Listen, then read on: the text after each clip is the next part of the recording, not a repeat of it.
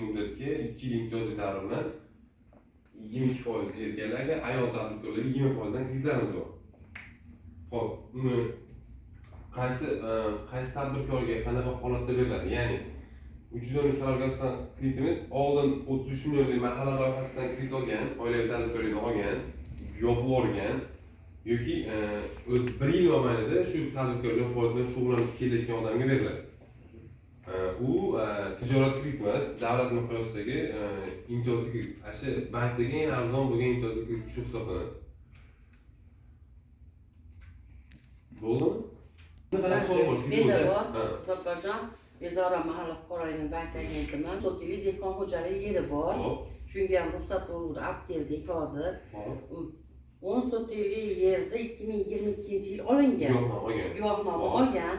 Muddati aprel oyida tugagan. Hozir yangi yuridik bo'lmagan dehqon xo'jalik qilib yangidan guvohnomani yangilashdi. Bular muddat bo'ldi yangilanib cheksizga berildi guvohnoma. Endi hozir keldik, Yulduzxon bilan gaplashdik. Guvohnomani Andijon shahar yagona darajadan qilinuvdi, almashtiriluvdi. Hozir foiz